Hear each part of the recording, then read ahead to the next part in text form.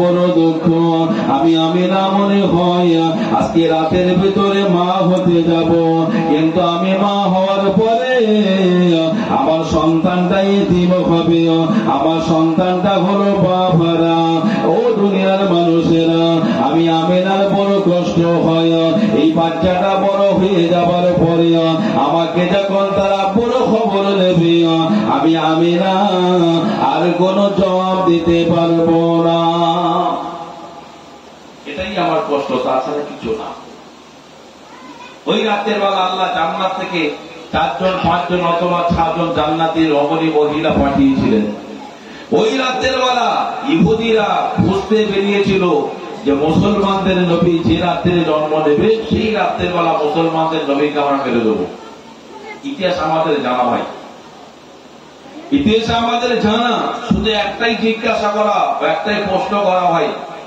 আজকে মানে আপনারা যারা একটু খবরের কাগজ, যারা একটু খবর রাখেন, বা যাদের ফোনে ফেসবুক আছে, ফেসবুকে কোন একটা খবর আসলে, কোন একটা ঝামেলা মারপিট হলো, সেখানে যদি একটা মুসলমান নাম জড়িয়ে যায় ভাই, সঙ্গে সঙ্গে শত শত হাজার হাজার কমেন্ট আসবে, মন্তব্য আসবে, মুসলমানের বাচ্চা তোরা, এরা তো সব মুসলমানের বাচ্চা, এদের কাজ এই, এদের নবী গুন্ডাগিরি করতে বলেছে, এদের কোরআনে লেখা রয়েছে কিভাবে হাতে বোমলাও পরের গালে ছেড়ে দাও, ঠিক না বলুন? বিশ্ব নবী, বিশ্ব রসুল যেদিন মক্কাতে প্রথম কোরআনের কথা বলেছিল ভাই, সেদিনের আবু জেহেল, আবু লাহাব, উতবা, সাইবা, মুগিরা, টোটাল আরব ক্ষমতা, রাষ্ট্রীয় ক্ষমতা ইসলামের বিরুদ্ধে দাঁড়িয়ে গিয়েছিল। আর আজকে বর্তমান বিশ্বে 700 কোটি লোক বাস করে, বর্তমান বিশ্বে প্রতিটা দেশ বা রাষ্ট্রে ইসলামের বিরুদ্ধে চক্রান্ত হয়, তারপরেও মুসলমানদের ইসলাম মাথা উঁচু করে দাঁড়িয়ে আছে একটাই কারণ, আল্লাহ বললেন কোরআন আমি পৃথিবীতে পাঠিয়েছি, এই কোরআনকে বাঁচানোর দায়িত্ব আমি আল্লাহ নিজে হাতে নিয়ে নিয়েছি।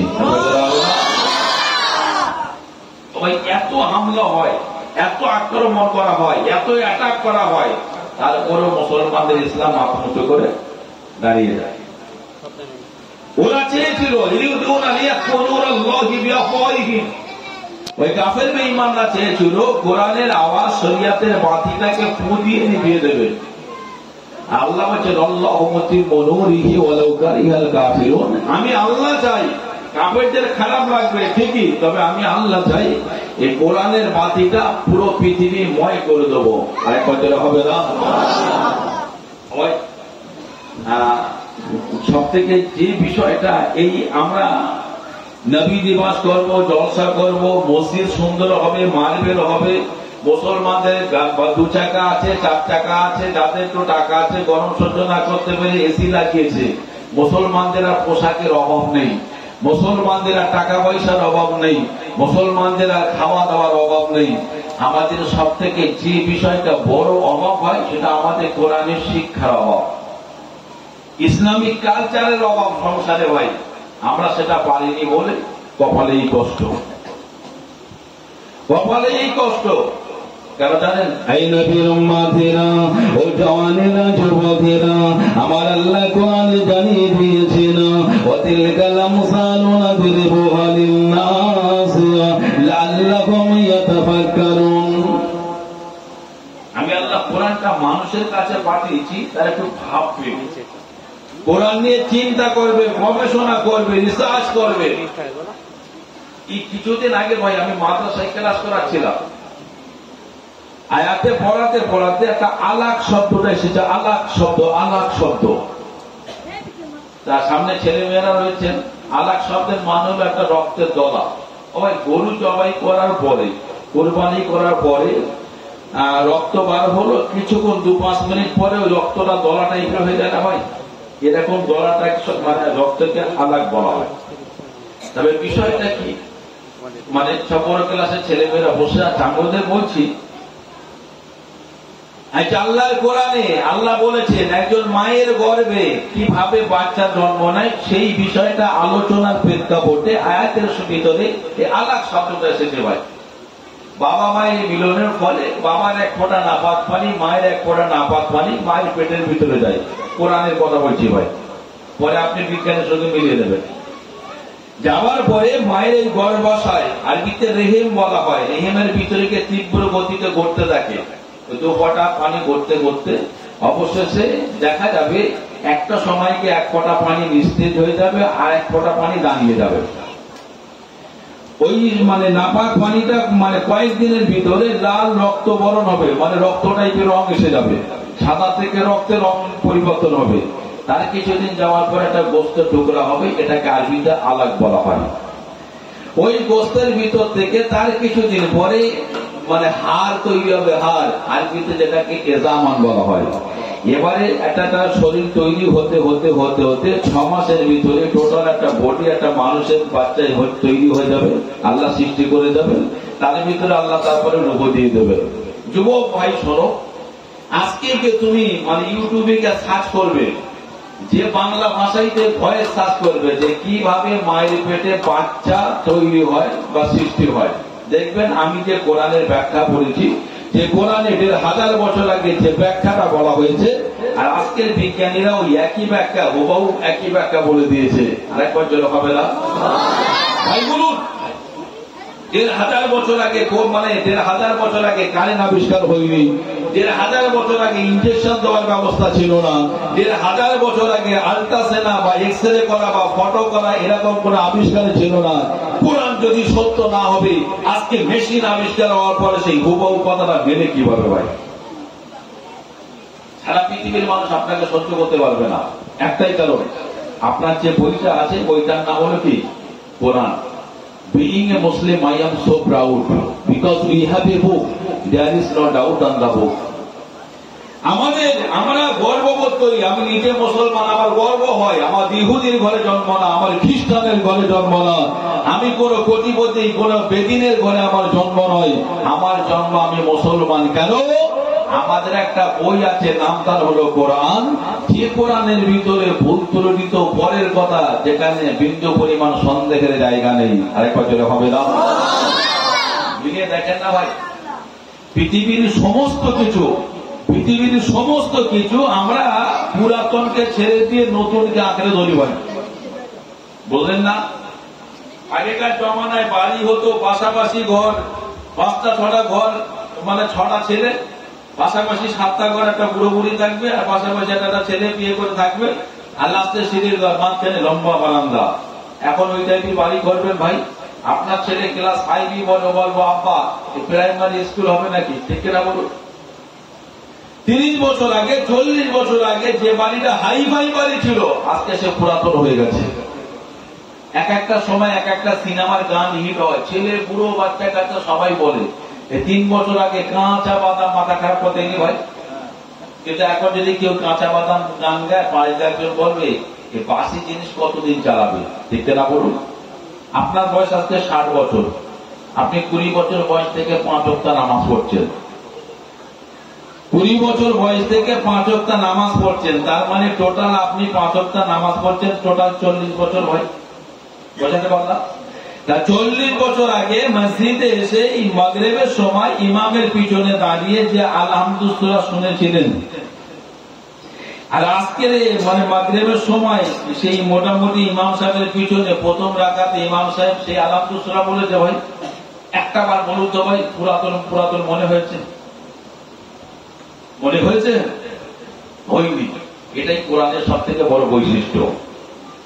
ও নবী পাকের উম্মতেরা, ও জওয়ানেরা, যুবকেরা শুনুন, এই ভোগালী গ্রামের একটা ছেলে ভাগর কলেজে বাংলা অনার্স নিয়ে পড়াশোনা করে।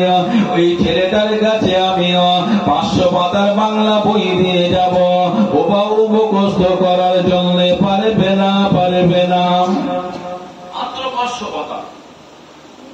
একটা মেয়ে ডিগ্রিও কলেজে ইংরেজি অনার্স নিয়ে পড়ে, ওর কাছে একটা 700 পাতার ইংরেজি বই দিয়ে যাবো, হুবহু এ টু জেড মুখস্থ করে দেবে, পারবে না। এই নবীর উম্মতেরা, ও বাবাজিরা শুনুন, আগামীকাল আপনি ফুলের হাটে চলে যাবেন, একজন ব্রাহ্মণকে ডেকে জিজ্ঞাসা করবেন, ও ব্রাহ্মণ বাবাজি বলুন আপনাদের একটা ধর্মগ্রন্থ আছে, নাম যার হলো বেদ, এই বেদ কি আপনার মুখস্থ আছে নাকি? ব্রাহ্মণ কপালে বুকে হাত দিয়ে বলবে না, বেদ মুখস্থ করা সম্ভব নয়। পৃথিবীতে প্রায় 5,000 ধর্ম আছে ভাই। যদি কোনোদিন আমেরিকায় যান ভাই, ওয়াশিংটন বলে একটা শহর আছে, বিখ্যাত শহর, ওই শহরে গিয়ে বড় গির্জা আছে, গির্জার সামনে দাঁড়াবেন, যখন ওই গির্জার ভিতর থেকে পাদ্রী মানে খ্রিস্টানদের ধর্মগুরু বা হুজুর যখন বার হবে, একে বলবেন, sir have you memorize the Bible? আপনার ধর্মগ্রন্থ বাইবেলকে আপনার মুখস্থ আছে নাকি? পাদ্রী সাথে সাথে বলে দেবে, no never, it is impossible for a man to memorize the Bible. একটা মানুষের দ্বারাই এই বিশাল বড় বই ধর্মগ্রন্থ বাইবেল মুখস্থ করা সম্ভব নয়। ও মুসলমানেরা, 500 পাতার ইংরাজি বই মুখস্থ হয় না, 700 পাতার বাংলা বই মুখস্থ করা যায় না, রামায়ণ মুখস্থ করা যায় না, বেদ মুখস্থ করা যায় না, বাইবেল মুখস্থ করা যায় না। আল্লাহ তাআলা পাক আমাদের কাছে যে কিতাব পাঠালেন, এই কিতাবটার নাম হলো আল কোরআন। এই কিতাবের নাম হলো আল কোরআন। এই কোরআনের ভিতরে 6,466 আয়াত আছে। এত বড় কোরআন ছোট ছোট বাচ্চা ছেলেরা মুখস্থ করে। কারোর 1 বছর সময় লাগে, কারোর 2 বছর সময় লাগে, কারো বা 6 মাস সময় লাগে। এ নবীর উম্মতেরা, কেউ বা 1.5 মাসের ভিতরে কোরআন মুখস্থ করে। এত বড় কোরআনটা মানুষ কিভাবে মুখস্থ করে জানে না? একটাই মাত্র কারণ, আল্লাহ পরিষ্কার বলে দিয়েছেন, ওয়ালাকাদ ইয়াসসারনাল কুরআনা, আমি আল্লাহ আমার বান্দার জন্য কোরআনটাকে সহজ করে দিলাম। এই বর্তমানে পৃথিবীর সমস্ত শক্তি এক জায়গায় হয়ে আপনাদের মসজিদ থেকে, ঘর থেকে, বাড়ি থেকে, মাদ্রাসা থেকে, প্রতিটা এলাকা থেকে কোরআনগুলো নিয়ে যদি সব আরব সাগরে ফেলে দেওয়া হয়, শত্রুর আনন্দ করবে, বাহ বাঁচা গেল। কি বাঁচা গেল? যে মুসলমানদের কোরআন পৃথিবীতে যা ছিল আমরা সব ধ্বংস করে দিয়েছি। কোরআন শেষ হবে ভাই? কোটি কোটি কোটি কোটি কোরআনের হাফেজ আছে, কোটি কোটি, একটা দুটো না। এই কোটি কোটি কোরআনের হাফেজরা ভাই মুখে কোরআন বলবে, আর আমরা যারা আলেম মানুষ, আমরা খাতা কলম নিয়ে বসে যাব। প্রতি মুহূর্তে পৃথিবীতে কোটি কোটি কোরআন লেখা হয়ে যাবে। ওই জন্য আল্লাহ বললেন, ইন্না নাহনু নাযালনা যিকরা ওয়া ইন্না লাহু লাহাফিজুন। আমি আল্লাহ আমার কোরআন, আমার শরীয়ত, আমার ইসলামকে দুনিয়াতে পাঠালাম। এই কোরআনকে বাঁচানোর দায়িত্ব আমি আল্লাহ নিজে হাতে নিয়ে নিলাম। আরেকবার জোরে হবে না? সবটা কোন আগে হবে ভাই। মানে বাড়ি রয়েছি জলসা নেই, আর রাতের বেলা জলসা না থাকলে না ভাই ঘুম আসে না। মানে অভ্যাস আছে, গিয়ে খাও, খাওয়া, আবার পয়সা, বুঝতে পারেন? সত্যি কথা আর কি, পয়সাটা বলে না। বিরাট ইনকাম, আমার আবার ডবল ইনকাম ভাই। দিনের বেলা স্কুলের ডিউটি আছে, আর রাতের বেলা জলসা। তো বসে আছি, কি করবো, ঘুম আসে না। তা আমি একটু ফেসবুক দেখছি, না দেখতে দেখতে একটা শর্ট ভিডিও, মানে ছোট ভিডিও এসে গেছে। ভিডিওটা একজন সাংবাদিক করছে আমেরিকায়। একটা ছোট বাচ্চা মেয়ে, পুতুল মতো, ওরা বাড়িতে খেলা ছিল। তা এই সাংবাদিক বলছে, oh baby what is your name? মানে ইংরাজি বলে খুব সুন্দর। বাচ্চা, তোমার নাম কি? বলো তোমার নাম কি? তা মেয়েটা বলছে, আয়া মাই নেম ইজ ফাতিমা। মানে ফাতেমা নাম, ফাতিমা বলছে, আমার নাম ফাতেমা। তা বলি, সাংবাদিক জিজ্ঞাসা করছে, হ্যাভ ইউ কোরআন? এই ছোট বাচ্চা ভালো তোর কথা বলতে পারে না। হ্যাভ ইউ কোরআন? তুমি কি কোরআন জানো? ইয়েস। ছোট, ইয়েস আমি জানি। হোয়াট ইজ ইউর কোরআন? তুমি কোনটা কি জানো? বলছে সূরাতুল ফাতিহা। বলছে আউযু বিল্লাহ। ছোট বাচ্চা আলাম দুসুরটা সুন্দর করে মুখস্থ করে দিয়েছে। এর বলা যাবে না? এটা হলো কোরআন ভাই। কোরআনের সব থেকে বড় পাওয়ার হলো, পৃথিবীর কোন ধর্মগ্রন্থ মুখস্থ করা যায় না, কিন্তু কোরআন মুখস্থ করা যায়। নবী মুসা আলাইহিস সালামের কাছে যত বিপদ আসতো, নবী মুসার হাতে একটা মুশকিল আসান ছিল, সেটা হলো লাঠি। ঠিক কিনা বলুন? ফেরাউন তারা করেছে, এদিকে পিছনে নীলনদ, সামনে নীলনদ, পিছনে ফেরাউন তারা করেছে অস্ত্র নিয়ে। নবী মুসা লাঠিটা আল্লাহর হুকুমে নীলনদ নদীতে মারলেন। ইসনা আশারা তারিক, আল্লাহ 12টা রাস্তা বানিয়ে পার করে দিলেন। নবী ঈসা আলাইহিস সালাম ভাই মরা মানুষের কবরে দাঁড়িয়ে এসে বলছে কুম বিইজনিল্লাহ, তুমি আল্লাহর হুকুমে উঠে দাঁড়াও। লোকটা 1000 বছর আগে মারা গিয়েছিল।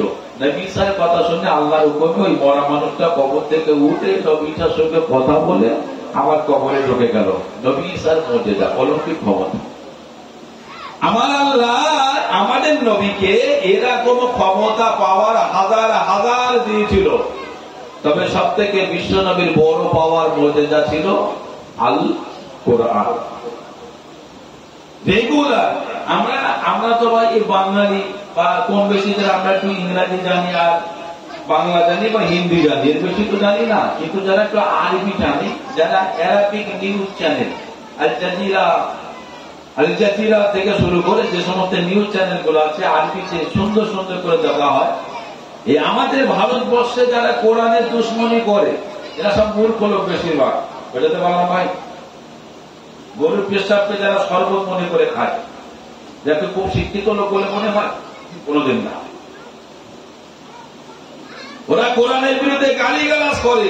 এই ভারতবর্ষের মোটামুটি মুসলিম বিদ্বেষীরা মুসলমানদের মসজিদ দেখলে পাথর ছুঁড়ে মারে, জয় শ্রীরাম বলে স্লোগান দেয়। ভাই না ভাই, এরা মূর্খ, এরা জানে না, এরা কোরআন কি জানে না, এমনি লেখাপড়া ভালো জানে না। কিন্তু ওয়েস্টার্ন আমেরিকার জগৎ, ইউরোপ জগৎ, যে সমস্ত দেশ আছে ওইদিকে মিডিয়া চক্রান্ত করছে কোরআনের বিরুদ্ধে। আর ওই সমস্ত দেশের মানুষরা খুব শিক্ষিত, যারা একটু বড্ড বেশি শিক্ষিত, তারা বলে আচ্ছা কোরআনকে এত খারাপ বলা হয় কেন? বলা হয় কোরআনটা পড়া লাগবে, কোরআনের মানে পড়া লাগবে। ওরা ইংরেজি ভার্সন যখন কোরআন পড়া শুরু করেছে, কোরআনের মানে পড়া শুরু করেছে, এট লাস্ট সবচেয়ে দেখা গেল ওরা নিজের ধর্ম ছেড়ে দিয়ে ইসলামের ভিতরে চলে এসেছে। এই ঘটনাটা এক দুদিন নাই, রেগুলার শত শত পশ্চিমা দুনিয়ার শিক্ষিত মানুষগুলো কোরআন জানতে গিয়ে তারা ইসলাম ধর্ম কলমা পড়ে মুসলমান হয়ে যাচ্ছে। আরেক বছরে হবে না? তা বিশ্ব নবীর হাজার হাজার মুজিজা ছিল, সব থেকে বড় মুজিজা হলো আল্লাহর কোরআন। কেন? নবী মুসা দুনিয়াতে নেই, নবী মুসার লাঠি আপনার বাড়িতে নেই, কিন্তু সেই কোরআন আপনার বাড়িতে রয়েছে। মুসলমানেরা শোনো না, জওয়ানেরা যুবকেরা শোনো না, আমার আগে প্রিয় ছিলেন, আমার শাহবাজ ছিলেন আল্লাহ নবী হাবিব আমার, যে সময় মক্কার জমিনে এসেছিল ওই সময়টা এত খারাপই ছিল, এত খুন খারাপি হতো। এ নবীর উম্মতেরা ছোট ছোট বাচ্চা সন্তানকে, নিজের জন্ম দেওয়া সন্তানকে, নিজের কলিজা টুকরা মেয়েকে বাপ জ্যান্ত কবর দিয়ে দিত। যে সময় মেয়েদেরকে গরু ছাগলের মতো ব্যবহার করা হতো, যে সময় কাবা ঘরের সামনে রেগুলার মার্ডার করা হতো, যে সময় ছোট ছোট বাচ্চা ছেলেরা রেগুলার মদের বোতল নিয়ে রাস্তায় ঘুরে বেড়াতো, এই অসভ্য জাতিগুলো, এই নেশাখোর মানুষগুলো, এই গুন্ডা ক্রিমিনাল মানুষগুলো সবাই আল্লাহর নবীর কাছে এসেছিল। আল্লাহর নবীর কাছে কোরআনের শিক্ষা নিয়ে তারা এক একজন আমার নবী পাকের বড় বড় সাহাবী হয়ে যায়। বিশ্ব নবী যে সময় মক্কাতে কোরআনের কথা বলছেন, সেই সময় মক্কার একটা বড় ক্ষমতা ছিল, সেটা কবিতা। ভাই কবিতা, কবিতা তখন যেরকম নিউজ চ্যানেল ছিল না, কবি নিজে কবিতা বলবে, আর কেউ যদি শুনেছে অমুক বিখ্যাত কবি আজকে আমাদের এলাকায় আসছে, তার লিখিত কবিতা শোনার জন্য এলাকার সমস্ত মানুষ তার সামনে হাজির হয়ে যেত। ওই কবিদের এত ক্ষমতা ছিল। একজন কবি মোয়া থেকে বাদশা বসে রয়েছে, বাদশার সামনে গিয়ে মস্তানি করছে, তবু বাদশা সব সহ্য করে নিচ্ছে। কেন? এই কবিকে যদি আমি মারি বা ধমক দেই, এই আমার বিরুদ্ধে এমন একটা কবিতা লিখে দেবে, চতুর্দিকে আমার দুর্নাম চলে যাবে। বোঝা গেল ভাই? তা সেই সময়ে ভালো করে শুনুন, একটা বিখ্যাত কবিতা প্রায় চলতো, সেটা হলো মুআল্লাকা কবি। ভাই একটু টাফ ওয়াজ হয়, একটু শুনুন, সাহিত্যের ভালো লাগতো। যে আরবের মরুপ্রান্তে মেলা বসতো, মেলায় কবিতার কম্পিটিশন হতো, প্রতিযোগিতা হতো। তা বিচারকরা যে কবিতাগুলো শ্রেষ্ঠ মনে হতো কাবা ঘরের দেওয়ালে টাঙিয়ে দিত। এই জন্য এটাকে মোয়াল্লাকা বলা হয় বা ঝুলন্ত কবি বলা হয়, কবিতা বলা হয়। এরকম 7টা বিখ্যাত কবিতা কাবার দেওয়ালে টাঙানো হয়েছে। কত স্ট্যান্ডার্ড কবিতা জানেন তো?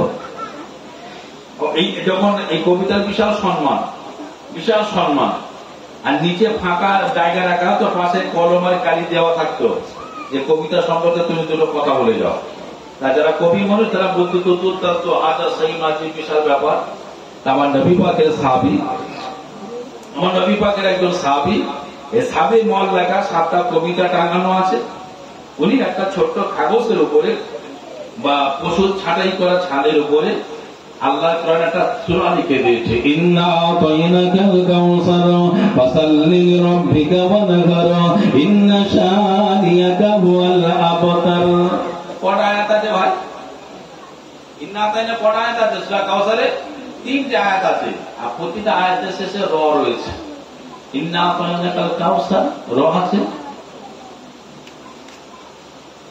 ফাসাল্লি লিরাব্বিকা ওয়ানহার সেখানে র রয়েছে, ইন্না শানিয়াকা হুয়াল আবতার সেখানেও র রয়েছে। র ভাই, এই আয়াতের বিরাট ব্যাখ্যা।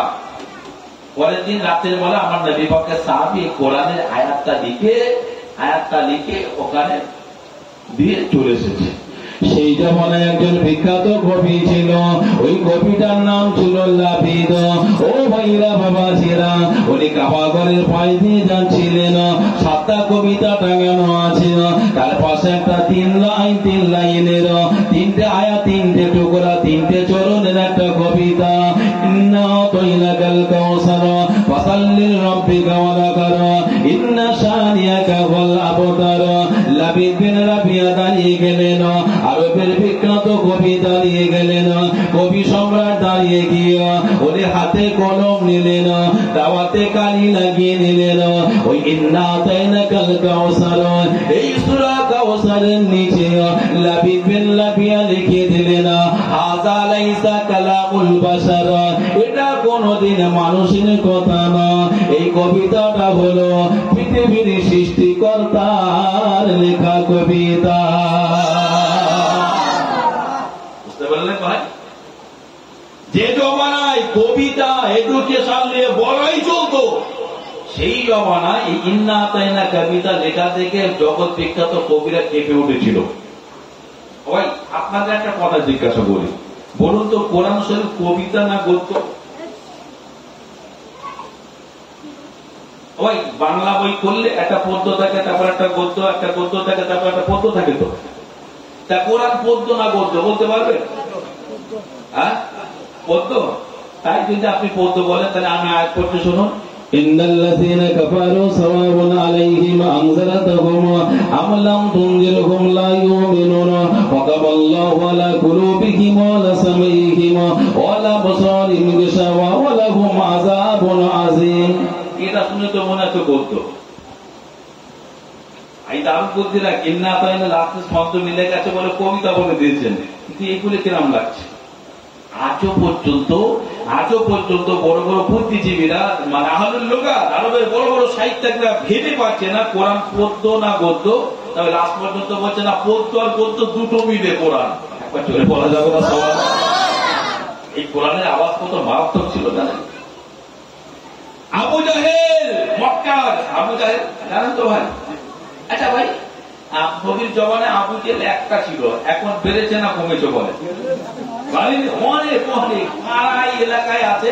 তবে ভারতবর্ষে কজন বিখ্যাত আছে, একজন আছে না গুজরাটে বাড়ি, থাকে দিল্লিতে, বাংলা ভোট হওয়ার আগে বিভিন্ন জায়গায় এসে বক্তব্য দেয়, হিন্দু মুসলমান দাঙ্গা কাটতে চায়, মাথায় তুললেই পেটটা এরকম সাইজ, পাক্কা আবু জেহেল ভাই।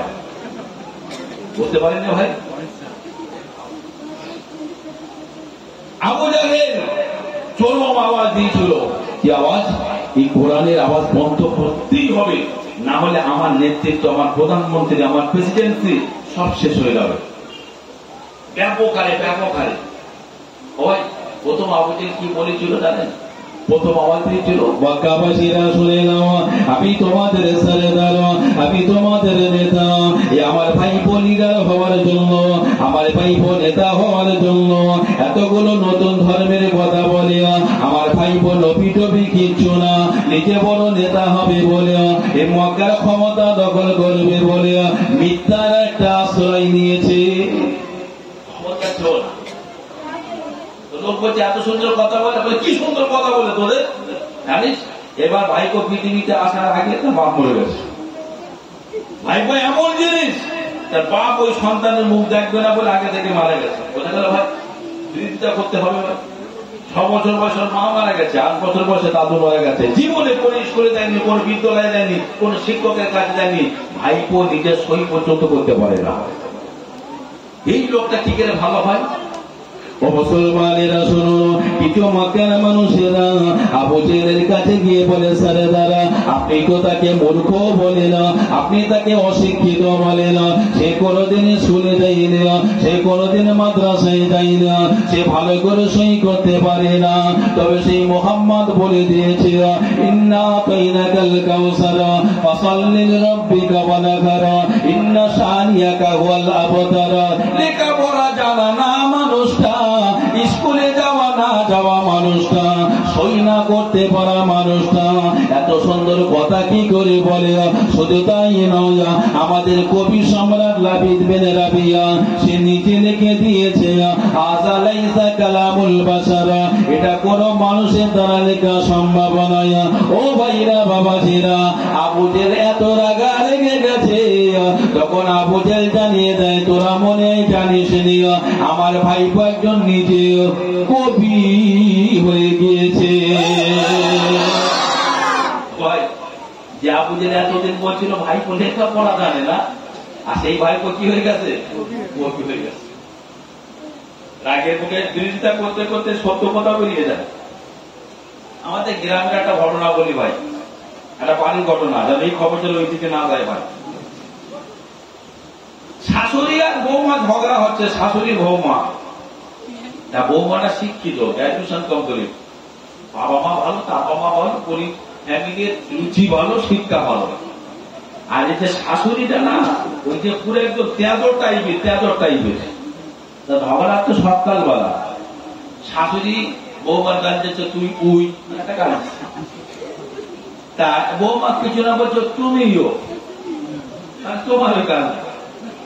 ও যা গান দেয় বলছো তুমিও, এ শর্টে বলে দেয়, শাশুড়ি 7-8টা বলে আর কি। লাস্টে মোটামুটি শাশুড়ি বলছে তোর বাপের মাথায় আমি হাঁটবো। ভালো করে শোনো, এখন বৌমা বলছে যে শাশুড়ি মা একটু ভালো মন্দ খেয়ে হেগো। তার শাশুড়ি রেগে বলছে ভালো মন্দ খাবো, আমি সোর খেয়ে হাঁটবো। বুঝতে পারলেন ভাই? আবু জাহেল ইসলামের দুশ্মনী করতে করতে, নবীর দুশ্মনী করতে করতে শেষ পর্যন্ত বলছে মুসলমানদের নবী কবি হয়ে গেছে। এটা ছিল কোরআন, এটা ছিল পাওয়ার। আমি একবার বলেছিলাম ভাই, আমাদের ভারতবর্ষে একটা বিখ্যাত মন্দির আছে, অপ্সরা মন্দির। এই বাচ্চা কাচ্চা প্রচুর মাদু, কিন্তু এত পথ ভাই কল্পনা ভাই। শুধু ক্লাসে গেলি হয়, যদি ভাই আমি মাস্টার লোক, শিক্ষক মানুষ, ক্লাস 5 সপ্তাহে শুক্রবারে 5 মিনিট আমার একটা ক্লাস আছে ভাই, শারীরিক শিক্ষা, মানে বাচ্চাদের ব্যায়াম কাপ শেখানো ভাই। মনীষা লোক আমার ব্যায়াম শেখাচ্ছে, মা ফান্দিটা কি করবো? তা ধরে বলে আমি করিনি, টেবিলের উপর ওদের বসিয়ে ছেলেদের ধরে ওই হাতের পরে ব্যায়াম শেখাই ভাই। তা যেতে একটু ভালো মনে ক্লাসে যাই, যাওয়ার সঙ্গে সঙ্গে উঠে দাঁড়ালো। আমি যদি বলি তোমরা ভালোবাসো, মানে ফ্রি হয়েছে, ও স্যার ভালো আছে, তুমি ভালো আছো, আজ কখন বলে চলে বললো স্যার জানেন আমার না সিন্ডিকেট হলো, আমার গান দিল, টোটাল ক্লাস করতে পারবো না ভাই। এটা এত বল, এটা ঢুকে যদি বলি আজকে যদি কেউ একটা আওয়াজ করেছে এখান থেকে ধরবো, পুরো পুরো ভাঙরে খাল বার করে দেবো। যদি বলি সবাই চুপচাপ হয়। বড় ক্লাসে তো কষ্ট হয় না, বাচ্চাদের ক্লাসে তো খুব সমস্যা হয়। তো যাই হোক, যে কথা বলছিলাম, অপ্সরা মন্দির আছে মথুরায়, মথুরা বৃন্দাবন নাম শুনেননি ভাই? অপ্সরা 1957 সালের কথা বলছি। অপ্সরা মন্দিরে তখন যিনি প্রধান দায়িত্ব ছিলেন, লোকটার নাম ছিল ডাক্তার শিব শক্তি সরবজি, মানে পিএইচডি করার লোক, শিক্ষিত মানুষ, মানে MA পাস করার পরে পিএইচডি করেছে। আবার ওই ডাক্তার শিব শক্তি সরবজি 1957 সালে হিন্দুরা তাকে ভগবানের ভগবান বলে ভাই। এত শিক্ষিত মানুষ ওনাকে 7-10টা বছরের জন্য লন্ডন অক্সফোর্ডে পাঠিয়েছে বিভিন্ন ধর্ম নিয়ে তুলনামূলক আলোচনা করার জন্য। উনি গেলেন 10 বছর পৃথিবীর সেরা বিশ্ববিদ্যালয়ে লন্ডনে পড়াশোনা করে গোল্ড মেডালিস্ট হয়েছেন। গোল্ড মেডালিস্ট মানে সোনার পদক পাওয়া হয়। উনি ফিরলেন। সেই সময় একটা শিব শক্তির শিষ্য বা আরবিতে যাকে মুরিদ বলা হয়, শিব শক্তির মুরিদ ছিল 6 কোটি। 6 কোটি মানে ভাই 100,000-এ 1 লাখ, 100 লাখে 1 কোটি। 6 কোটি মানে কি চিন্তা করতে পারছেন? আমার 50 লাখ মানে 10-12 লাখ মুরিদ ধরি না ভাই, আমি পুরো দরবার করে দিত। বিশাল ইনকাম ভাই, বিশাল আসেন।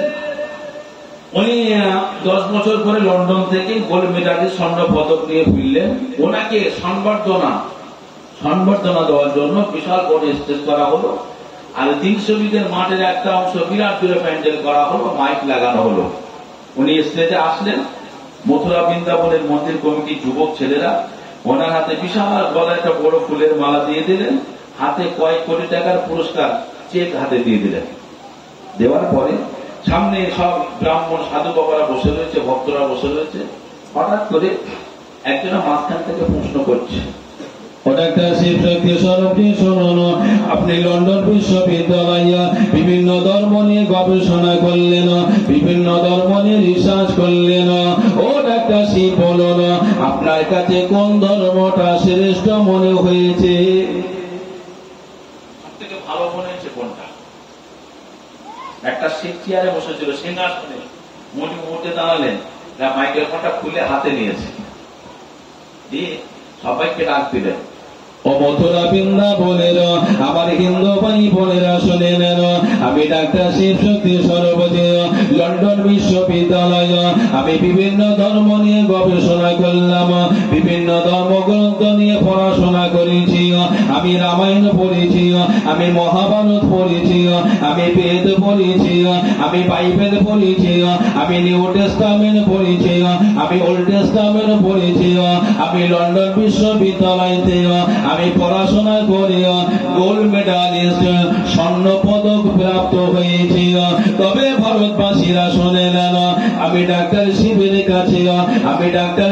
কাছে যে ধর্মটা শ্রেষ্ঠ বলে মনে হয়েছে, যে ধর্মটা সব থেকে সক্রিয় বলে মনে হয়েছে, যে ধর্মটা সব থেকে বেস্ট ভালো বলে মনে হয়েছে, ওই ধর্মটার নাম হলো আল ইসলাম। আরো জোরে বলো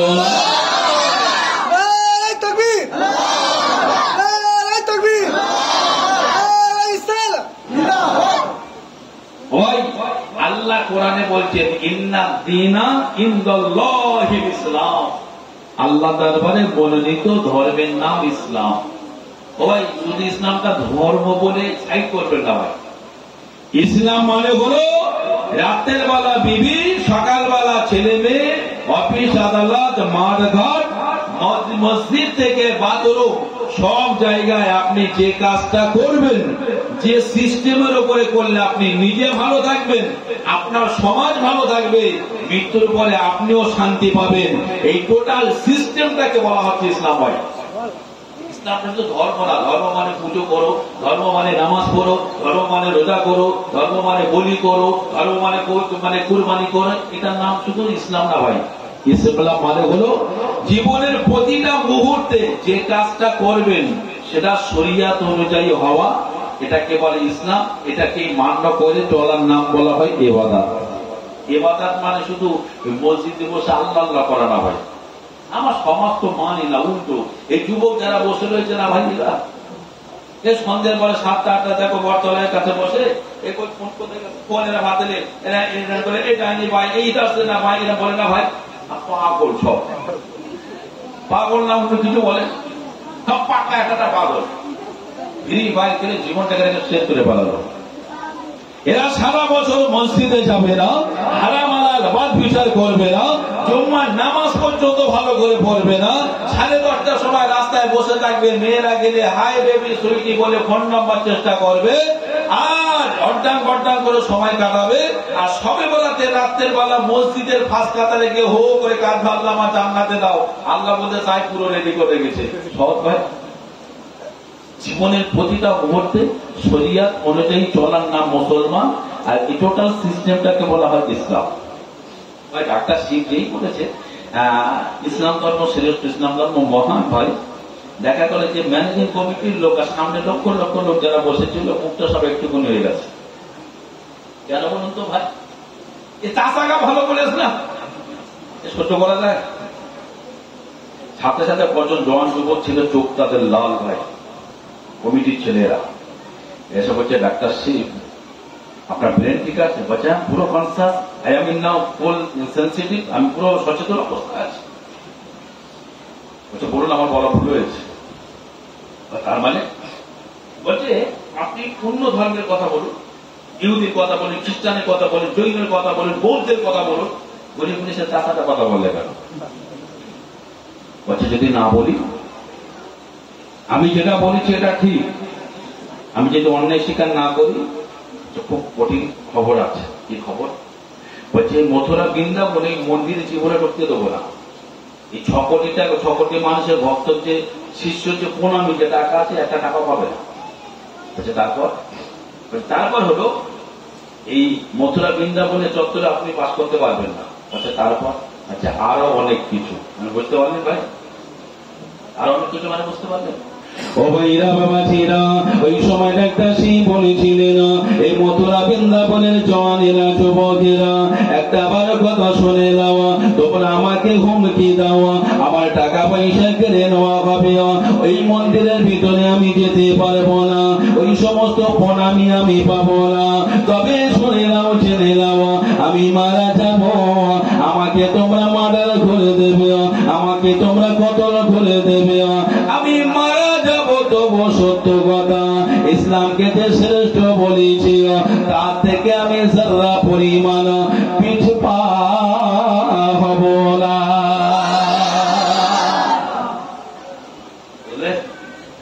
এটা একটা শিবের ঘরে মুসলমান ঘরে জন্ম না, কিন্তু ভাই ওনার ইসলাম, ওনার ঘরে ইসলাম ছিল না।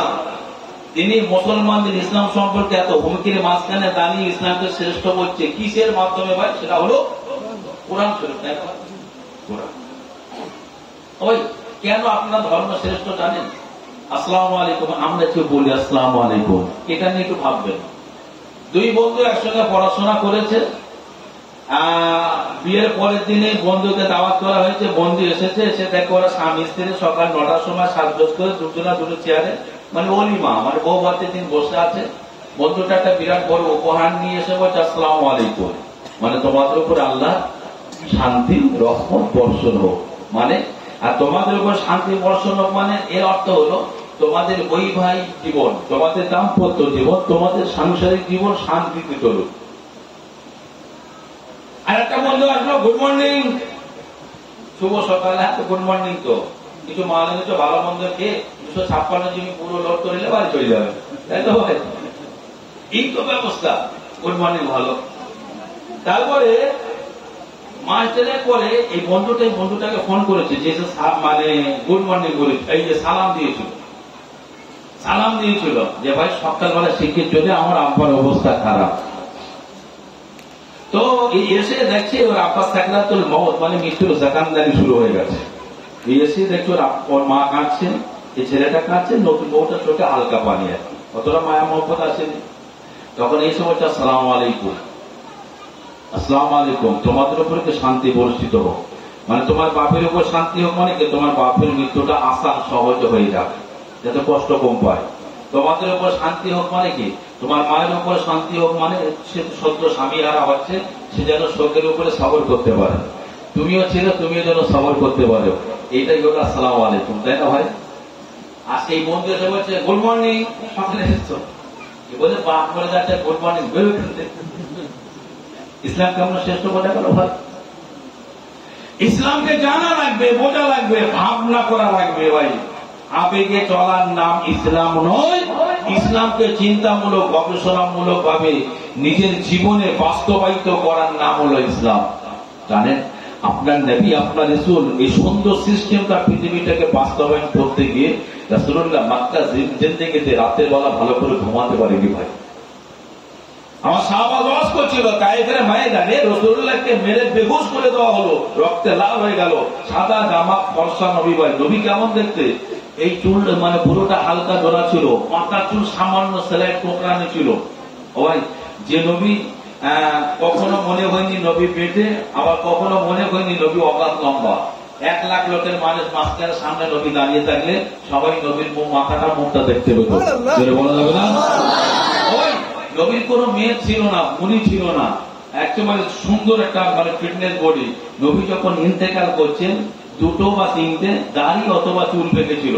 নবী পুরো মতো মনে হয়েছে ভাই, 63 বছর বয়স, সর্বাধিক জওয়ান যুবক, নবী ইন্তেকাল করেছেন। ইনি বলেন আমাদের নবী আমাদের রাসূল। সেই নবী মানুষকে বাঁচাতে গিয়ে, নবী দুটো খেতে পারছেন না, সেই নবী মানুষকে বাঁচাতে গিয়ে মানে তায়েফের ময়দানে সাদা পোশাক পরা, ফর্সা সুন্দর হ্যান্ডসাম নবী আমার পুরো একেবারে শরীরে রক্তে লাল হয়ে গেল। সেই নবী একদিন মক্কা থেকে পা হারা মা হারা শেষ পর্যন্ত কাবাকে ছেড়ে নবীকে মদিনায় যেতে হলো। নবী মক্কা মদিনাতে শুধু 1টা বছর থেকেছেন। 2য় বছরে বিশ্ব নবীর কাছে একটা খবর এসে গেল। কি খবর? যে আবু জাহেল 1000 একটা সশস্ত্র বাহিনী তৈরি করেছে এই মদিনার জমিনে হামলা করে মুসলমানদের ইসলাম, মুসলমানদের কোরআনকে শেষ করে দেওয়ার জন্য।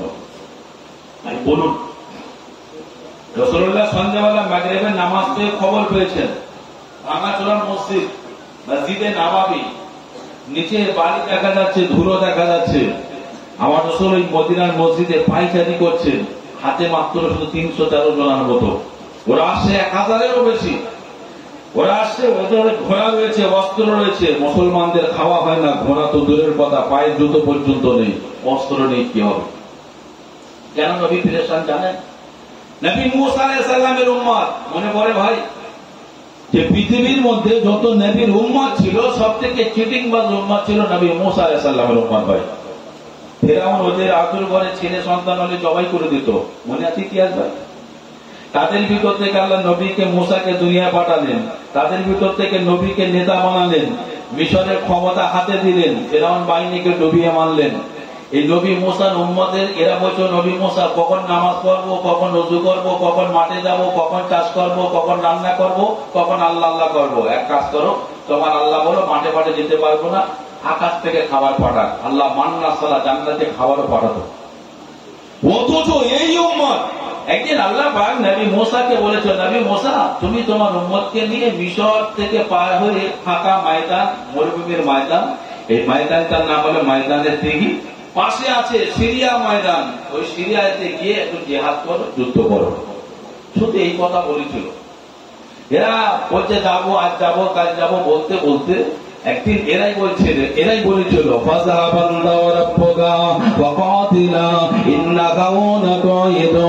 ও নবী মুসা শোনো, তুমি আর তোমার আল্লাহ যাও, তুমি আর তোমার আল্লাহ গিয়ে সিরিয়ায় গিয়ে জিহাদ করো।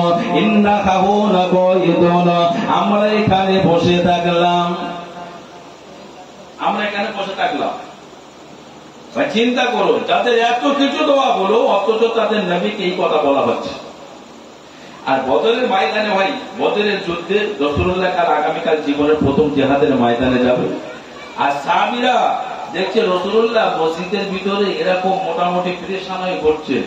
নবী পাকের একজন সাহাবীর নাম তার মিকদাদ রাদিয়াল্লাহু তাআলা দাঁড়িয়ে বলছেন, ইয়া রাসূলুল্লাহ, ইয়া হাবিবাল্লাহ, হুজুর আপনি কি আমাদেরকে সন্দেহ করছেন নাকি?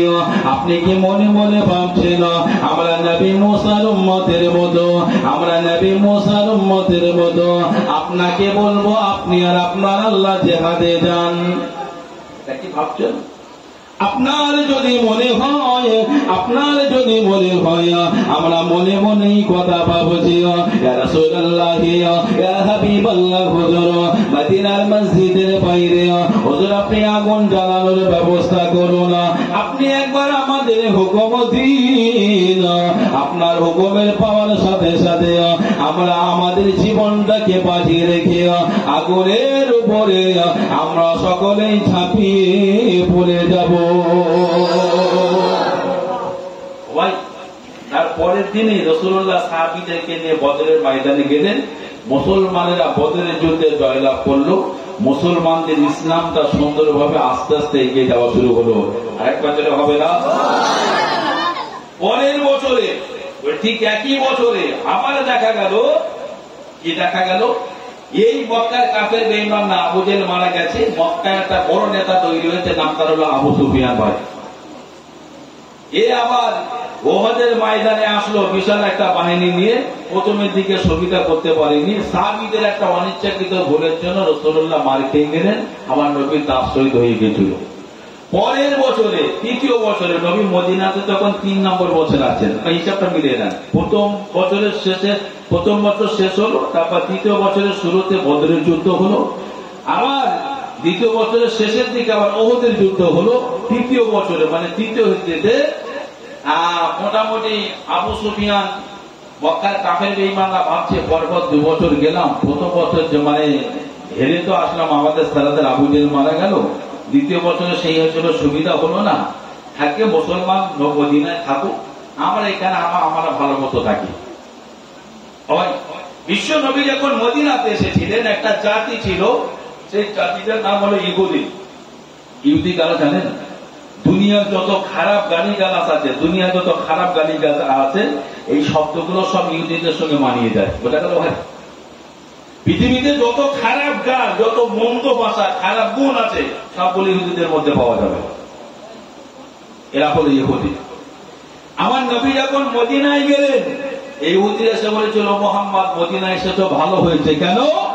আমরা মদিনাতে রাজনীতি করতে গিয়ে আমরা কেউ কারোর কথা মানিনি, আমরা নিজেরা মারপিট করে মরি। খুব ভালো হয়েছে আপনি মদিনাতে এসেছেন, তা আমরা সবাই একসঙ্গে রাজনীতি করবো, যেটা ধর্ম নিয়ে চলবে, এটাই তো নিয়ম ভাই। ভাই আমি কোন পার্টির কথা বলতে আসিনি, তবে একটা দিন একটা সময় ছিল, আমরা ছোটবেলায় দেখেছি, মসজিদের ইমাম সেটা ধর্ম নিয়ে কথা বলবে, সেখানে কেউ নাক গলাবে না, ঠিক না বলুন? মন্দিরের ব্রাহ্মণ পুরোহিত সেটা ধর্ম নিয়ে আলোচনা করবে, সেখানে কোন সাহেব নাক গলাবে না। কিন্তু এখন এমন একটা খারাপ অবস্থায় চলে গেছে, মসজিদের ভিতরে রাজনীতি ঢুকে গেছে ভাই, ঠিক না বলুন? বিশ্ব নবী বললেন, আমরা মদিনাতে, তুমি খ্রিস্টান তোমার ধর্ম নিয়ে বাঁচবে, তুমি ইহুদি তোমার ধর্ম নিয়ে তুমি বাঁচবে, আমি মুসলমান আমার ধর্ম নিয়ে বাঁচবো। 1 নম্বর শর্ত হলো, এই শর্ত, বাইরে থেকে যদি ইহুদি তোমাদের উপরে দুশমন হামলা করে, আমরা মুসলমান তোমাদের সঙ্গে কাঁধে কাঁধ মিলিয়ে বাইরের দুশমনকে আমরা আটকাবো। ঠিক আমাদের উপরে যদি বাইরের কোন হামলা আসে, তোমরা ইহুদিরা আমাদের কাঁধে কাঁধ মিলিয়ে তোমরা বাইরের শক্তিকে আটকাবে। কিন্তু জানেন ভাই, ইহুদি মানে গভীর রাতের বেলা 5-6 জনা নেতা, ভাই 5-6 জনা নেতা এই মদিনার অন্ধকার থেকে বেরিয়ে পড়েছে ঘোড়া নিয়ে। ওরা যাচ্ছে মক্কায়। কোন মক্কায়? যে মক্কার কাফেররা ঠিক করে নিয়েছে যে আমরা মদিনাতে আর হামলা করব না বলে ঠিক করেছে। আর ইহুদি নেতারা নবীর সঙ্গে এই কথা বলে ওরা গোপনে গিয়ে আবু সুফিয়ানকে বলছে, আবু সুফিয়ান সর্বনাশ হয়ে গেল। কি সর্বনাশ হচ্ছে? তোমরা চুপচাপ আছো, তোমাদের ভাইবো, তোমাদের ছেলে মোহাম্মদ মদিনায় গিয়ে বিশাল একটা মানে অস্ত্র তৈরি করছে, বিশাল একটা মোটামুটি দল তৈরি করেছে, কয়েকদিনের ভিতরে বা কয়েক মাসের ভিতরে মক্কায় হামলা করে তোমাদের সব মেরে দেবে। পাক্কা মিথ্যা কথা না ভাই? আমি এই সন্ধ্যেবেলা একটা খবর দেখছিলাম, একজন কেন্দ্রীয় মন্ত্রী কি একটা বান্দিরাম এরকম নাম, উনি বলছেন যে মাদ্রাসার ছেলেরা মাদ্রাসার ওই ঝেঁটা দিয়ে এরা রাইফেল তৈরি করে। বলতে পারেন যে ভাই এত এত এত মানে মিথ্যা কথা এরা যে বলতে পারে। এই ইহুদিরা মক্কার নেতাদের একটু তুলে দিয়েছে, পাম দিয়েছে। আবু সুফিয়ান বলছে, টেনশন করো না, ওরা কত হতে পারে? বলছে ওরা মেরে কেটে 3000 হবে মুসলমান। বলছে যাও, আমরা 15 থেকে 20,000 লোক যাচ্ছি, আমরা 15 থেকে 20,000 যাচ্ছি মদিনায়, এমন হামলা করব যে ইসলাম নামক নামটা থাকবে না।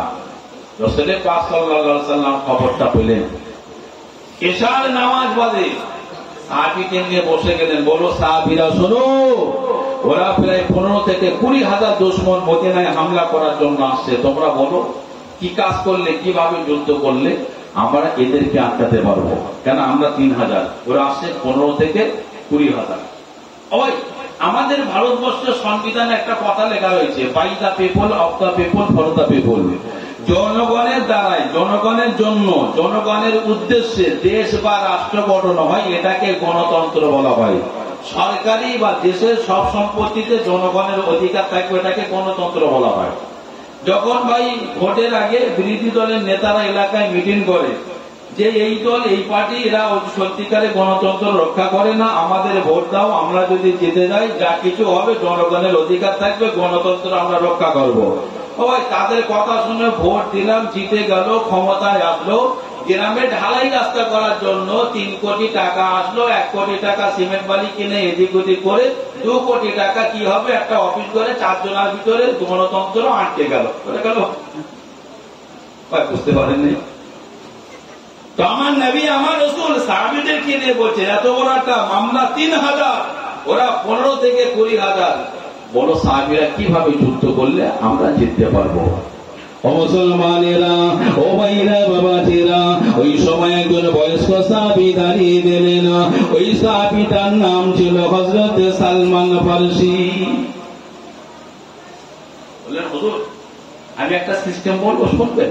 ও ভাই ভালো করে শুনুন, আমি একটা সিস্টেম বলছি। সালমান ফারসি বলছে রাসূল দেখুন মক্কা থেকে লোক যেভাবে আসবে ওই রাস্তা থেকে দেখুন মদিনায় আসতে গেলে ওদের 3টে অপশনে ঢুকতে হবে, 3টে জায়গা দিয়ে। একটা হলো পাহাড়ি এলাকা, ওরা এই 15-20,000 সৈন্য অত মালপত্র নিয়ে ঘোড়া উট দুম্বা নিয়ে ওরা পাহাড় ডিঙিয়ে মদিনায় হামলা করবে না। বলছে আমি ঠিকই বলুন, এটা সম্ভব নয়। সালমান বলছেন হলো আরেকটা দিক দেখুন, ওদিকে খেজুরের বাগান আর বাগান, গাছের ভিতর দিয়ে অত বাহিনী ঢুকতে পারবে না। বলছে ঠিকই বলেছে বিশ্বনবী, ওরা যদি আমাদের মদিনায় হামলা করতে আসে, এখান থেকে 13-14 কিলোমিটার দূরে একটা ফাঁকা জায়গা রয়েছে, ওই জায়গার এরিয়াটা হলো 2.5-3 মাইল। ওরা যদি মদিনায় ঢোকে ওই ফাঁকা জায়গা দিয়ে মদিনায় ঢুকবে। আমি সালমান, আমার পরামর্শ হলো ওই 2.5-3 মাইল রাস্তাটা 10 ফুট চওড়া, 10 ফুট গভীর একটা লম্বা ড্রেন বা খাল কেটে দেবো। তারপরে বলছে ওরা ঘোড়া নিয়ে মানে লাভ মারবে, 10 ফুট চওড়া, 10 ফুট গভীর, মনে করবে ভিতরে ঢুকে যাব। হয়তো 10টা এপারে আসতে পারবে আমাদের দিকে, আর 90টা পা বেঁধে নিচে পড়ে যাবে, আর আমরা উপর থেকে দাঁড়িয়ে থাকবো, সেই সৈন্য নিচে পড়ে যাবে, আর ওখান থেকে তীর মেরে আমরা ডাইরেক্ট জাহান্নামে যাওয়ার ব্যবস্থাটা কনফার্ম করে দেবো। আমার রাসূল বললেন বাবা সালমান, তোমার এই প্ল্যানটা আমি রাসূলুল্লাহ অ্যাকসেপ্ট করলাম। আরেকবার জোরে হবে না সুবহানাল্লাহ? কি করা হবে? রাসূল আমাদের খুব তাড়াতাড়ি ওখানে যেতে হবে, ওরা আসার আগে আমাদের ড্রেনটা কেটে ফেলতে হবে। এই জাতটাকে গাজায় খান্দাক বলা, খান্দাক মানে ড্রেন বা খাল বলা হয়। ভাই আমার নবী পাকের সাহাবীরা বললেন ইয়া রাসূলুল্লাহ, ইয়া হাবিবাল্লাহ, হলো ওই মক্কার লোক তো হামলা করতে আসেনি, এরাই ইহুদিরা, পাশের গ্রামের ইহুদিরা হয়তো ডেকে এনেছে। আবার ওরা এও কথা দিয়ে এসেছে আবু সুফিয়ানকে, মক্কার কাফেরদেরকে, শোনো এই মুসলমানরা যখন তোমাদেরকে আটকানোর জন্য পুরুষরা ঘর থেকে বাইরে চলে আসবে ফাঁকা ময়দানে, আর আমরা ইহুদিরা পাশের গ্রাম থেকে এসে ওই গ্রামে ঢোকে বাড়ির মেয়েদের আর বাচ্চাদের বুড়োদের মেরে দিয়ে আসবো। তাদের মাঝে বুঝতে পেরেছেন ভাই, এই যাত্রার নাম হলো ইয়াহুদি। ভাই আসুন, সাহাবীরা বলছেন রাসূল অন্তত 500 লোক গ্রাম পাহারায় রেখে যেতে হবে। আমার নবী বলছেন আমার সালমান যা প্ল্যান দিয়েছে ওরা খুব তাড়াতাড়ি চলে আসবে। এই 3000 মানুষ, 500 জন চলে গেলে 2500 থাকবে, 2500 লোক অত বড় ড্রেন কাটা সম্ভব হবে না। তোমরা বাড়ি চলে যাও এশার নামাজ পড়ে, যেটার বাড়ি চলে গেল। আর নবী বলে দিলেন এশার নামাজ পড়ে বাড়ি গিয়ে কেউ বাতি জ্বালাবে না, ঘর অন্ধকার করে রাখবে। সাহাবীরা অন্ধকার করলো। আমার নবী একটা সাহাবীর বাড়িকে ডেকেছে, কোন আওয়াজ নয়। সাহাবী বলছে নবী তুমি আঙুল মুখে আঙুল দেবে, কোনো আওয়াজ নয়। তুমি তোমার বাচ্চা কাচ্চা নিয়ে হাঁস মুরগি যা গরু ছাগল যা রয়েছে মদিনার মসজিদের পিছনে এসে চুপচাপ দাঁড়াও। তুমি দাঁড়িয়ে পাশের বাড়িকে খবর দিয়ে দাও, তারাও যেন চলে আসে। এইভাবে মদিনার সমস্ত মানুষ বাড়ি ফ্যামিলি বাচ্চা কাচ্চা নিয়ে, একটা দুর্গ ছিল ভাই, বিশাল বড় পাঁচিল দিয়ে ঘেরা জায়গা, আর ভিতরে একটা গেট আছে, দুর্গ বলা হয় আগেকার জামানায়। শত্রু হামলা করতে পারবে না। সব ভিতরে দিয়ে একজন বয়স্ক সাহাবী, নবী পাকের কবি, নাম তার হাসান বিন সাবিত, ভালো চলতে পারে না, মুরব্বী মানুষ, তার হাতে একটা লাঠি দিয়ে আমার নবী বললেন, হাসান তুমি এর ভিতরে এই দরজার কাছে গেটম্যান হিসেবে, দারোয়ান হিসেবে বসে থাকো। এই বলে বিশ্ব নবী বাকি সাহাবীদেরকে নিয়ে ওই রাত্রের বেলা খাল কাটার জন্য সে খান্দাকের ময়দানে চলে গেলেন। ওদিকের পাশের গ্রাম ইহুদিরা ওরা জানতে পারলো না যে দুর্গের ভিতরে মুসলমানদের নবী কতটা সৈন্য লুকিয়ে রেখে গেলেন। আরেকবার ধরে হবে না সুবহানাল্লাহ? পুরো ফাঁকা হয়। আমার নবী গেলেন, গিয়ে সাহাবীদেরকে ভাগ করে দিলেন। সাহাবীরা তোমরা এক একটা দলে ভাগ হয়ে যাও। ভাগ হয়ে গিয়ে 10 ফুট চওড়া 10 ফুট লম্বা আমার নবী লাঠি দিয়ে মেপে দিলেন, তোমরা এতটা কাটবে। ওই যারা গিয়েছে কেউ 2 দিন খায়নি, কেউ 3 দিন খায়নি, পেট আর পেট সমান হয়ে গেছে। আর আমাদের দিকে মাটি যত নিচে কাটা হবে মাটি নরম হবে, শেষের দিকে গিয়ে কাদা হবে, তার নিচে গিয়ে বালি, তার নিচে গিয়ে পানি না ভাই। কিন্তু আরবের বড় প্রান্ত উপরের দিকে ছোট ছোট মাটি মাটি ভাব, তার নিচে হলো ছোট ছোট পাথর, তার নিচে বড় সাইজ, তার নিচে আরো বড় ভাই। বোঝা গেল? কিছুক্ষণ শাবল গাইতে চালানোর পরে আমার নবী পাকের সাহাবীরা আর চলতে পারছে না ভাই, পেট পেট সবচেয়ে সমান। ও ভাই, এই আমরা রমজান মাসে রোজা করছি কয়েক বছর, 15 ঘন্টা না খেয়ে, ঠিক না বলুন? সকাল 10টা থেকে গলা শুকিয়ে যায়, 12টার দিকে ভালো করে কথা বলা যায় না, জোরের নামাজ পড়ে সে বাড়ি এসে শুয়ে উঠলে মাথা ঘোরে না ভাই। আর ঠিক এরকম বেলা 3টের সময় আব্বা ছেলে থেকে বলতে, বোকা সেই ওই মাঠে একটা ছোট 2 শতক জমি রয়েছে, বীজ ফেলবো, তখন তো নাঙল ট্রাক্টর হবে না, তো এখন বেলা 3টে বাজে, এই কোদালটা দিয়ে একটু ওই মাঠটা একটু কুপিয়ে দিয়ে আসে, মানে বীজ ফেলবে। তাই না? ছেলে মনে করবেন কোদাল, রোজা করতেছ তো, ছেলে মনে করবেন কোদালে মাঠ নেয়, বাপের কুপিয়ে দেবে, ঠিক না বলুন? যাবে ভাই? আসেন, আমার নবী পাকের সাহাবীরা এই কাজ করতে করতে বসে পড়েছে, শরীর টানছে না, আমার নবী পেরেশান। আমার সাহাবীরা যদি কাজ না করতে পারে, যদি না করতে পারে, তাহলে সালমানের অনুযায়ী আমি যুদ্ধ করতে পারবো না। আর যুদ্ধ না করতে পেরে আমার মদিনা, আমার ইসলাম, আমার কোরআন বাঁচানো যাবে না। নবী কি করলেন? নিচে চলে গেলেন, গিয়ে একটা কোদাল হাতে নিয়ে আল্লাহ নবী কোদাল চালাচ্ছেন আর কবিতা বলছেন, আল্লাহুম্মা লা ইশা ইল্লা ইশাল আখিরা, আল্লাহুম্মা গফিরনা আনসার ওয়াল মাকাসিরা। আল্লাহ আল্লাহ, আমরা দুনিয়ার কোন আয়েশ চাই না, আমরা দুনিয়ার কোন বিলাসিতা চাই না। ও আমার আল্লাহ, আমরা তাই আখিরাতের সুখ শান্তি। একবার জোরে বলা যাবে না সুবহানাল্লাহ? ভাই, এই বাংলাদেশের নদী মাতৃক এলাকা, যে একটা মাঝি ভাই ওই নৌকার হাল টানে আর একটা গান বা গজল বলে, যেতে পালতু লেদে মাঝি তুই হেলা করিস না ভাই। আমার নবী ওই কোদাল চালাচ্ছে আর নিচে কবিতা বলছেন, আল্লাহুম্মা গফিরিল্লাহ আনসার ওয়াল মাগাসিরা। হে আমার আল্লাহ, ইসলামকে বাঁচানোর জন্য, কোরআনকে বাঁচানোর জন্য, শরিয়াতকে বাঁচানোর জন্য আমার মদিনার সাহাবীরা, আমার মক্কার সাহাবীরা জিহাদের ময়দানে পড়ে আছে। ও আমার আল্লাহ, আমার মক্কার সাহাবীদের, আমার মদিনার সাহাবীদেরকে আল্লাহ আপনি কবুল করে নিন। নবীর ওই নিজের কোদাল কাটা আর সঙ্গে কবিতা বলাটা সাহাবীদের ভিতরে একটা ভোকাল টনিকের কাজ করেছিল। ফুল কমে এনার্জি ক্ষমতা এসে গেল, সাহাবীরা তুমুল হারে কাজে লেগে গেলেন। আরেকবার জোরে হবে না সুবহানাল্লাহ? নবী কোদাল ছেড়ে দিয়ে টোটাল কাজের তদারকি করছেন, যাকে সুপারভাইজার বলা হয়।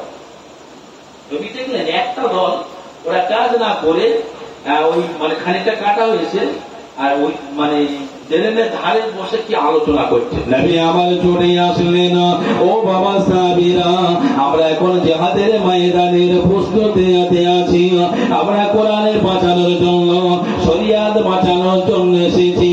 আমি নবী তোমাদেরকে বলি, এখন কাজে ফাঁকি দেওয়া যাবে না, এখন বসে গল্প করা যাবে না। এই পরিস্থিতিতে তোমরা কথা বলছো কিভাবে?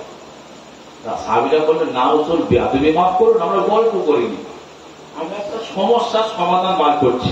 কি সমস্যা, কি সমাধান? ভিতরে একটা বড় পাথর পাওয়া গেছে, ওই পাথরটা ভাঙা যাচ্ছে না, আমরা ভাবছি কিভাবে ভেঙে টুকরো টুকরো করে নিয়ে পাথর ওখানে তুলে আমার দূরে রেখে আসতে হবে, মাটি দূরে ফেলে আসতে হবে, কিভাবে ভাঙবো প্ল্যান করছি। ও মুসলমানেরা, বাবারা নবী, মাহারা নবী, এতিমে নবী, আসিরে নবী, এই কথাটা শোনার সাথে সাথে আল্লাহ নবী লাফিয়ে নিচে চলে আসলেন। ওই ড্রেনের মাঝখানে এসে মাথাটা হ্যাঁ করে বললেন, ও বাবা সাহাবীরা, আমি রাসূলুল্লাহ, তো আমি রাসূলুল্লাহ মাথাটা হ্যাঁ করলাম, তোমরা 3-4 জনা ধরে ওই পাথরটা আমার মাথায় তুলে দাও। আপনি বলছেন কি? আমরা 2-3 জনা তুলতে পারছি না, আপনি মাথা দিলে আপনার ঘাড়ে লাগবে, আপনার শরীর আঘাত হবে, ক্ষমতায় কাজ করবেন না। আবার নবী একবার বলে দিলেন, ও বাবা সাহাবীরা, এটা মসজিদে নয়, এটা আমি তোমার বাড়িতে নেই, এটা আমি মসজিদের ভিতরে নেই, এখানে আমার সামনে বেশি কথা বলো না, আমি রাসূল যেটা বলি সেটা তোমরা সাথে সাথে মান্য করো। এই না বলে আল্লাহর নবী মাথাটা ঘাট করলেন। এ নবীর উম্মতেরা, 4-5 জনা মিলে অত বড় পাথরটাকে আল্লাহর নবীর মাথায় তুলে দিলেন। বাবারা নবী, মাহারা নবী, অত বড় পাথরটাকে নিয়ে হাঁটতে হাঁটতে একেবারে জমিনে চলে আসলেন। যে জায়গায় পাথরগুলো রাখা হচ্ছিল, বাবারা নবী বড় একজন মজদুর হয়ে গেলেন, বড় একজন লেবার হয়ে গেলেন, একজন যোদ্ধা শ্রমিক হয়ে গেলেন, একজন শক্তিশালী চাষী মজদুর মানুষ হয়ে গেলেন। আল্লাহ নবী অত বড় পাথরটাকে নিয়ে আল্লাহর জমিনে পৌঁছে দেয়। আর মানে ভাই, আপনার নবী জোগাড়ের কাজ করছে, ঠিক না? বলুন, লেবারের কাজ করছে, শ্রমিকের কাজ করছে, এই জোন খাটাটাও, জোগাড়ের কাজ করাটাও সুন্নাত। প্রস্তাব বোঝাতে পারিনি ভাই? এই জোগাড়ের কাজ করাটাও সুন্নাত, তবে ভেবে পরিস্থিতি অনুযায়ী করতে হবে। ওইদিকে মিস্ত্রি ছাদের উপর রয়েছে, আর এর নিচেতে মশলা মাখাচ্ছে জোগাড়ে, ওইদিকে ফোনে, ওইদিকে হিন্দি গান চলছে, তার এদিকে পামাতে মিলি। সুন্নাত হবে ভাই? সুন্নাত হবে? আসল বিষয় নবী যখন জিহাদের ময়দানে এই কাজটা করছিলেন, তদারকি করছিলেন, তখন রাসূলুল্লাহ ছোট টাইপের জামা পরেছিলেন, সলুকা ফতোয়া ওই টাইপের। নবী যখন পাথরটা এইভাবে ধরেছেন ভাই, আর এই জামাটা উঁচু হয়ে গেছে, এই জামাটা কি উঁচু হয়ে গেছে। নবী পাকের একজন জওয়ান যুবক সাহাবী, নাম তার হচ্ছে জাবির রাদিয়াল্লাহু তাআলা আনহু, বলছেন, আমি নবী জামা উঁচু হয়ে গেছে আর নবীর পেটের দিকে তাকিয়ে এমন একটা সিন, এমন একটা দৃশ্য দেখলাম, আমি জাবের, আমার এত কষ্ট লেগেছে যেন মনে হচ্ছে কলিজাটা একটু শরীর থেকে বেরিয়ে আসবে। কেন? হযরতে জাবির বলেন, আমরা যারা খন্দকের ময়দানে এই খাল কাটার কাজ করতে লেগেছি, আমরা কেউ একসাথে খাইনি, আমরা কেউ 2 সাথে খাইনি, আমরা বললাম খুব গরিব ছিলাম, আমাদের পেটে খিদে ছিল, কিন্তু আমি দেখে বুঝতে পারলাম আমার নবী মনে হয় কয়েকদিন পানি ছাড়া কিছু খাইনি। ওই জন্য নবী আমার, রাসূল আমার, আমাদেরকে ক্ষুধাটা দেখতে দেবে না বলে, কষ্টটা বুঝতে দেবে না বলে রাসূলুল্লাহ ছোট ছোট পাথর নিয়ে পেটের উপরে দিয়া, তার উপরে কাপড় দিয়ে শক্ত করে বেঁধে রেখেছে। আমি জাবির, আমার মনে হয়েছে আমার বুকের ভিতরে যে কলিজাটুকু আছে সেটা মনে হয় টুকরা টুকরা হয়ে যাচ্ছে। এত কষ্ট নবী। আমরা তো 2-1 দিন খাইনি, রাসূল মানে 5-6 দিন কিচ্ছু খাইনি। ওই পেট আর পিঠ সমান, খিদে থাকলে পেট পিঠ সমান হয়ে গেলে মাথাটা পেকে যায় না ভাই? পেকে যায়। তাই রাসূলুল্লাহ সাহাবীদের বসতে দেবে না বলে খিদেটা লুকানোর জন্য পাথর দিয়ে তারপরে কাপড় দিয়ে পিঠটা শক্ত করে বেঁধে রেখেছে, যাতে মাথাটাও সোজা থাকবে, খিদের অনুভূতিটাও নিচে নিচে হলেও কমে যাবে ভাই। সাহাবী বললেন, এই দেখে আমি কাউকে কিছু না বলে, নবীকে কিছু না বলে, জিহাদের ময়দান থেকে এক ছুটে বাড়িতে চলে গেলাম। বিবি আমার, ও বিবি আমার, আমি তোমার প্রিয় স্বামী জাবের এসেছি। আল্লাহ রাসূল খোদার যন্ত্রণা সহ্য না করতে পেরে রাসূলুল্লাহ পেটে পাথর বেঁধে রেখেছেন, লুকানো ছিল, আমি জাবের সেটা দেখতে পেয়েছি। বলো বিবি বলো, আমার রাসূলের জন্য খাবার কোনো ব্যবস্থা হবে নাকি? জাবের স্ত্রী একটু ভেবে বলতেন, স্বামী হবে, অবশ্যই হবে, একটা ছোট মতো বকরি আছে, তুমি জবাই করে ছাড়িয়ে ছুড়ে গোস্ত করে দিয়ে যাও। ডাবের বকরির দিকে চলে গেল, আর ওনার স্ত্রী মানে সে চাঁদা কল পেশাই করে জব পেশাই করে কিছু মানে আটা হলো, তার থেকে খামির হলো, তার গোস্ত হলো প্রায় 1.5 কেজি মতো, আর রুটি হবে মানে গোটা 20 হবে, 19 থেকে 20টা হবে। ডাবের স্ত্রী বললেন, স্বামী আপনি গিয়ে নবীকে আস্তে আস্তে বলে আর সঙ্গে 2-3 জনকে নিয়ে চলে আসবে। 1.5 কেজি গোস্তা 20 খানার, ওটা কত লোক হবে ভাই? আসুন, যাদের একদম তো মনটা খুব খুশি যে নবী পেটে পাথর বাঁধা আর নবীর জন্য খাওয়ার ব্যবস্থা করতে হয়েছে, এর থেকে আনন্দ কিছু হতে পারে ভাই? কয়েক কোটি টাকার BMW নয়, এই যে নবী খিদে লেগেছে আর নবীর জন্য যে খাবারের একটু ব্যবস্থা করতে পেরেছি, এর থেকে আনন্দ আর কিছু হতে। আবার গিয়ে মনটা খোঁজ নিয়ে আমার নবীকে আস্তে আস্তে বলছেন, ইয়া রাসূলুল্লাহ, হাবিবাল্লাহ, আপনার পেটে পাথর বাঁধা আমি সব দেখে ফেলেছি। কি হয়েছে কি বলছে, এই থেকে আমি চলে বাড়ি গিয়েছিলাম, 1.5 কেজি গোস্ত হয়েছে, একটা ছোট্ট ছাগল জবাই করে, আর 20 খানার মতো রুটি হবে, আপনি আর আবু বকর বা উমর 2-3 জনকে সঙ্গে করে আমার বাড়ি থেকে খেয়ে আসুন। জাবের যেই এই কথা বলেছে, রাসূল বললেন, সবাই শোনো। কতজন শুনছে ভাই? 3000। একতলাপ আছে 3500। 3 থেকে 3500 যুবক নবীর মুখের দিকে তাকিয়েছে। কারা তাকিয়েছে ভাই? কেউ 2 দিন খায়নি, কেউ 1 দিন খায়নি, কেউ 3 দিন খায়নি। 15 ঘন্টা আমরা না খেয়ে, ও ভাই সেই সময় বই দিয়ে ভাত খাচ্ছে, ওটা কেন ভাই আর নেই? আর সেই সময় এত পানি খেয়েছে, 15 ঘন্টা সবার ইফতারের সময় ছড়া করি ইফতার তো ভাই, এত পানি খেয়েছে, খেয়ে আর নড়তে পারে না। ওই করে জীবনে পিপাসা মেটে পারে? হ্যাঁ, রোজা মানে পেট পিট সমান হবে। রোজা মানে কে মানে খানিকক্ষণ বসে উঠলে মাথা ঘুরে যাবে, দুপুরের পরে কেউ ভালো কথা বলে মনটা গরম হয়ে যাবে, এটা নাম তো রোজা ভাই। আমার কিচ্ছু হয় না, আর কিছু হবে কি করে? তুই তো মানে ওই সেই সময় বলতে ভাবছি 128 GB মেমোরি, মানে গলা পর্যন্ত পুরো লোড আছে, ওর কিছু হয় তো ভাই? তো এই 15 ঘন্টা থেকে আমরা যখন ইফতারে বসে থাকি, গরমের সময় তো রসনা সংগ্রহ মানে আবার মাজা, ওদিকে সেলাই, এদিকে ঘুগনি আলাদা, ওদিকে ছোলা আলাদা, এদিকে আলু বড়া, বেগুনি, সামনে যারা পাহাড় পর্বত, ঠিক না বলো? ইফতার সাধারণ খাইতে করে। আর মুয়াজ্জিন বা ইমাম সাহেব যেই বলে আল্লাহুম্মা সুমতুলাকা, আর তো সুমতুলাকা, এদিকে 1 বোতল পানি শেষ, ঠিক না বলো? 3-4 দিন খাইনি, আবার এই মাঠে এই জোগাড়ে কাজ করতে, এই রোদ্দুরেই তাপমাত্রায় আমার নবী বলছে, সবাই শোনো, আমার জাবেরের বাড়িতে গোস্ত ভুনা আর রুটি তৈরি করা হয়েছে, শিখতে চলো, গরম গরম খাবো। জাবেরের অবস্থা কি হচ্ছে বুঝতে পারছি? জাবের বারবার বলছে, দাবি 1.5 কেজি আর 20 খানা, আপনি আর 3-4 জনা চলুন। শুনতেই পায় না, ইচ্ছা করি নবী শোনেন না। জুম্মার দিন ইমাম সাহেব বক্তব্য দিচ্ছে, চাষা উঠে বলতে, ইমাম সাহেব তুমি আর মুয়াজ্জিন আর দুপুর বেলা আমার বাড়ি খাবে। ইমাম সাহেব পছন্দ করে বলতেছে, শোনো, এটা আসা এখন বলেছে, আর দুপুর বেলা ওরা তো সবার দাওয়াত করে খাতে দিতে হবে, কিরম হবে বলুন? ওই যাবে সোজা বাড়ি চলে গেল, আমাদের সর্বনাশ হয়ে গেল।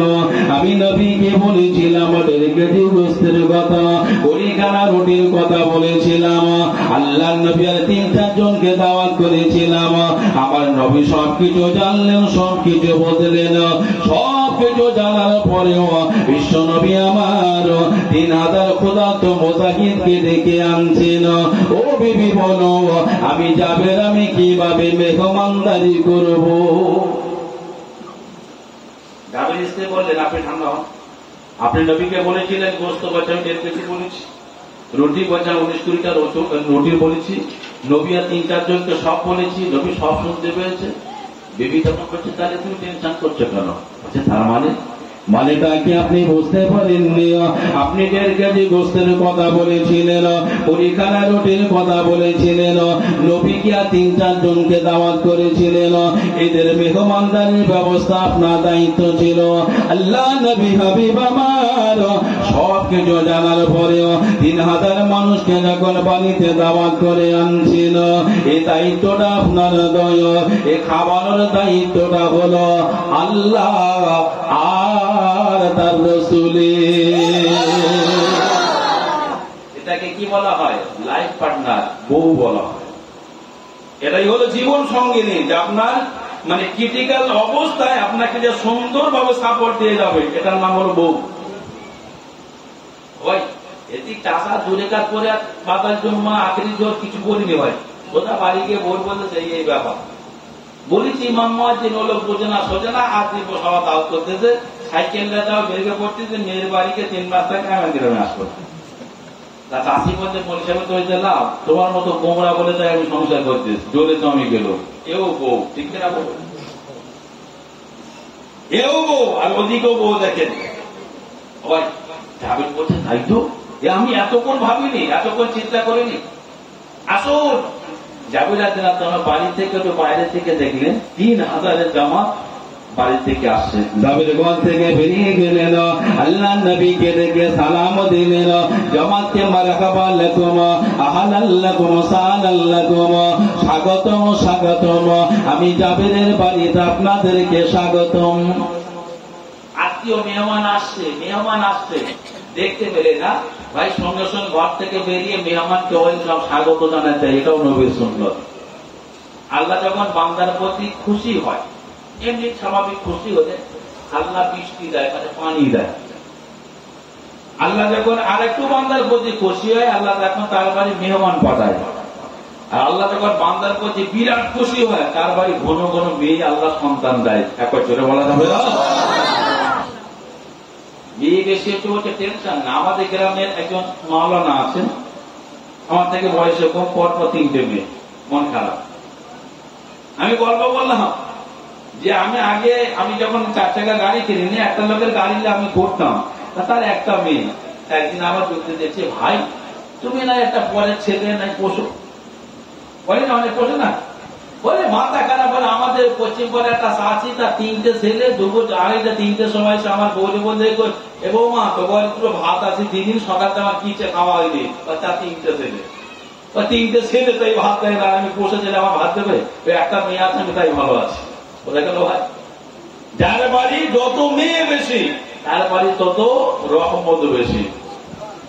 তবে সে বাপের একটু কেনাকাটাও করতে হয় বেশি, ঠিক কেনা বলো, এটা আমার কথা হয়।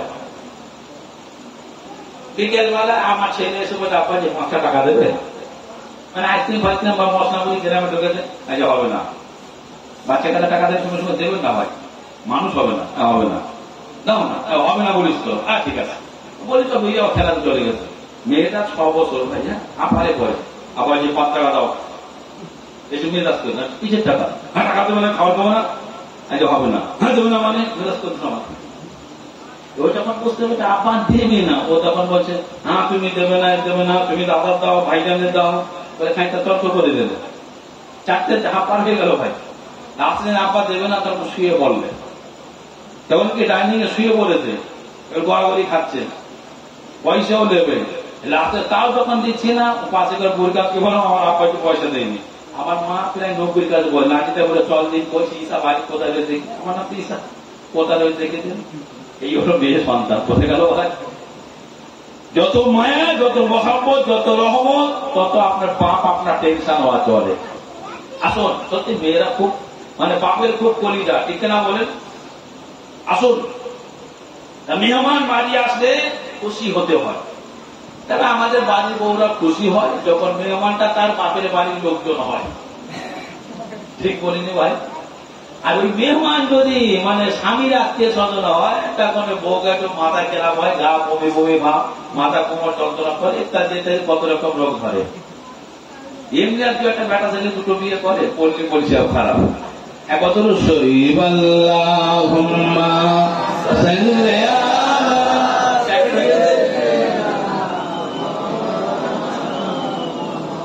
আলা আলি সাইয়্যিদিনা, জোরে জোরে আল্লাহুম্মা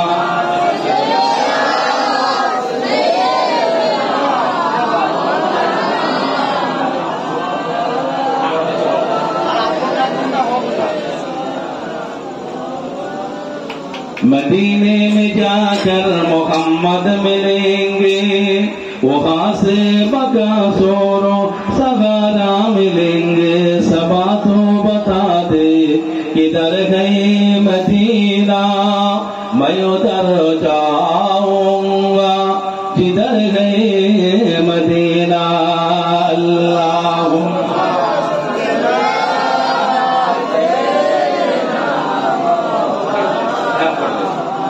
وعلى آله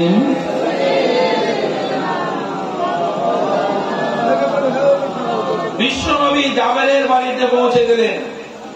জাবের বাড়িতে যে খাবারটা রয়েছে ওই তরকারিটা গোস্তটা ঢাকা দিয়ে নিয়ে আসবে, রুটিটাও ঢাকা দিয়ে নিয়ে আসবে। নবী গোটা 50 ইয়াং ছেলেকে ঠিক করে দিয়েছে এইটুকু, আর বাকিদের বলছে যেখানে ইমার্জেন্সি জরুরি অবস্থা, আগে যে ফাঁকা ময়দান আছে ওখানে লাইন দিয়ে তোমরা সব বসে যাও। আর 50 জন যুবককে বলছে তোমরা রুটি আর গোস্ত বার করবে, কিন্তু ঢাকনা উঁচু করবে না। ওই সববার খাওয়ানো হয়ে গেল, সববার খাওয়ানো হয়ে গেল। হযরত আলী বলছে ওই দিনে জাবেরের বাড়ি খাওয়াটা যেন আমার একটু বড্ড বেশি হয়ে গেছে। ওই 19, 17, 18, 19 অথবা 20 খানা রুটি আর 1400 বা 1500 মানে 10 কেজির মতো গোস্ত হয়। আল্লাহ নবী ডাক দিলেন, বাবা যাবে রে, বাবা যাবে না, আমরা বাইরে পুরুষ মানুষ জানা ছিলাম, আমরা তো আমাদের খাওয়া দাওয়া হয়ে গেল। এ বাবা যাবে না, বাড়ির মেয়ের এখনো খাওয়া দাওয়া হয়নি, যাবে খাবার গুলো বাড়িতে পৌঁছে দাও। মুসলমানেরা হযরত জাবের রাদিয়াল্লাহু তাআলা আনহু গোস্ত আর রুটি গুলো বাড়িতে পৌঁছে দিলেন। জাবেরের স্ত্রী বলেন, আল্লাহে আল্লাহে আল্লাহে, আল্লাহর কসম করে বলে আমি নবীর কাছে যে পরিমাণ গোস্ত পাঠিয়েছিলাম আর যে কখানা রুটি পাঠিয়েছিলাম, বিশ্ব নবী 3 থেকে 3,500 ক্ষুধার্ত মানুষকে খাওয়ানোর পরে ঠিক ততটাই গোস্ত আর ততটাই রুটি আল্লাহ নবী আমাদের বাড়িতে আবার ফেরত দিলে। নবী 4000 মর্যাদার কথা বলছিলাম না ভাই, এটাও রাসূলুল্লাহর একটা মর্যাদা ছিল। জাবেরের বাড়িতে ওই কড়া রুটিতে এতগুলো মানুষ খাওয়ানোর। একটু বিশ্রাম করার পরে এদিকে খাল কাটা রেডি হয়ে গেছে। আমার নবী বললেন চলো ওখানে যাই। যেতে না যেতে দেখতে পাওয়া গেল আবু সুফিয়ান 15 থেকে 20,000 শত্রু নিয়ে খালের ওপারে এসে হাজির, এসে হুঙ্কার দিচ্ছে, হুঙ্কার। মাত্র মুসলমান না 3 থেকে 3,500। একটু দরুদ শরীফ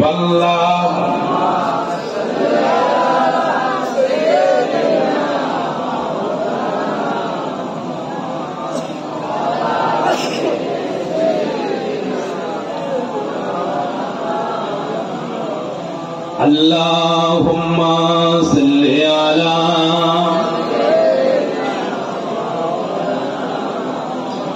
ওয়ালা আলিম।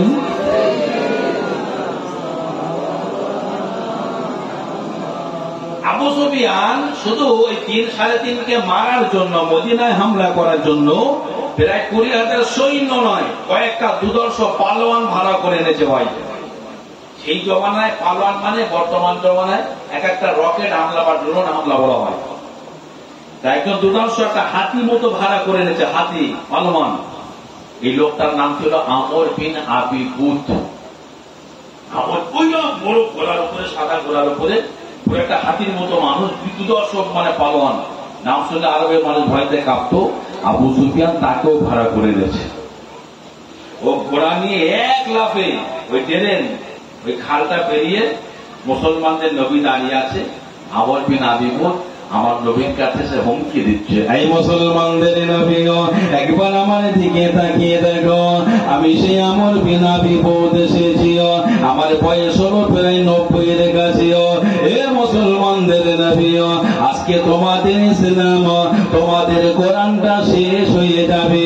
ক্ষমতা থাকলে আমার সামনে কাউকে পাঠাও। এ নবীর উম্মতেরা 3 থেকে 3,500 মুসলমান জওয়ানেরা, যুবকেরা, মুসলমান সৈন্যরা দাঁড়িয়ে আছেন। নবী আমার মাথা হ্যাঁ করে আছেন। এমন সময় একটা পেটের মতো শর্ট ফিগারে যুবক ছেলে আসলেন। ইয়া রাসূলুল্লাহ, ইয়া হাবিবাল্লাহ, হুজুর একবার আপনি আমাকে অনুমতি দিন, একবার আমাকে হুকুম দিন, আমি যুবক ওই পালোয়ানের সামনে দাঁড়িয়ে যাব। নবী বললেন, আমি তোমার ডাকিনি, তুমি তোমার লাইনে গিয়ে দাঁড়াও, আমি তোমাকে ডাকিনি এখন। এই বলেছে যুবক ছেলেটা মনটা খারাপ করে যে জায়গায় দাঁড়ানোর লাইন ছিল সে জায়গায় দাঁড়িয়ে পড়েছে। আমর বিন আবি উদ হাসতে হাসতে আবার লাভ মেরে নিজের দলের কাছে আবু সুফিয়ানের কাছে গেল। আবু সুফিয়ান বলছে, কি দেখলে গো? বলছে, দেখা মধ্যে আমি আমার দেখে পুরো মুসলমান দল, মুসলমানদের নবী ভয় কাঁপছে, কেউ তো সামনে আসার সাহস করে না। তবে একটা বেটের মতো শর্ট ফিগার একটা যুব ছেলে কথা বলেছে, মুসলমানদের নবী ধমকানি দিয়ে তার জায়গায় পৌঁছে দিয়েছে।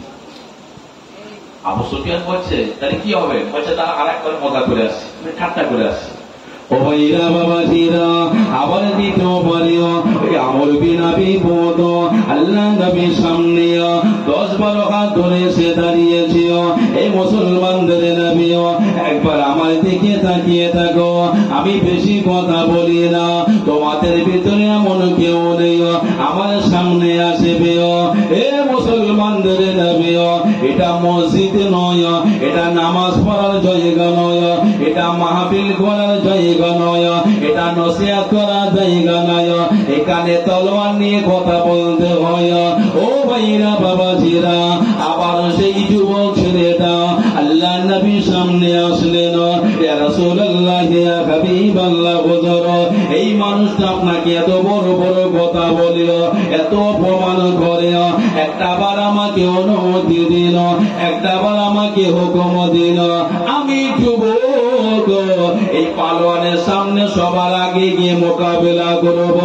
আল্লাহ নবী বললেন, বাবা ছেলে, আমি রাসূলুল্লাহ তোমাকে বললাম, তুমি তোমার নিজের জায়গায় গিয়ে দাঁড়িয়ে যাও।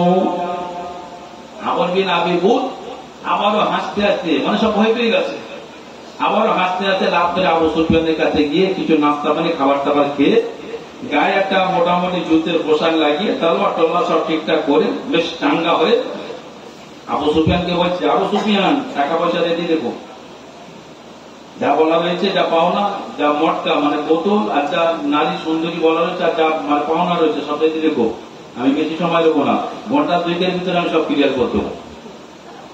ভাই পালোয়ান, পালোয়ান, পালোয়ান, বিশাল বড় ক্ষমতা দেখাচ্ছে।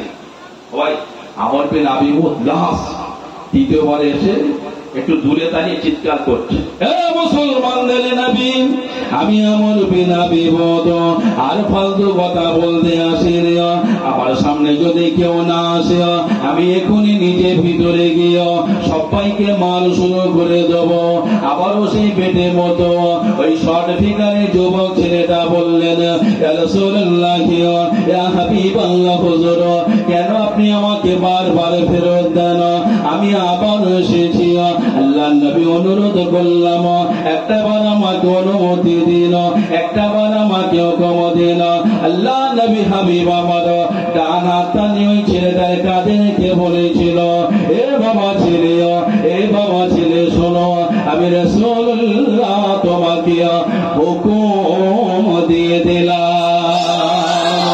এই নবীর উম্মতেরা, এই শর্ট ফিগারের ছেলেটা কি জানেন? ইনি ছিলেন হাসান হুসাইনের আব্বা জান, ইনি ছিলেন জাওজাল ফাতেমা, ফাতেমার স্বামী, আমার নবী পাকের প্রাণ প্রিয় কলিজার টুকরা সাহাবী, নাম যার ছিল হযরতে আলী।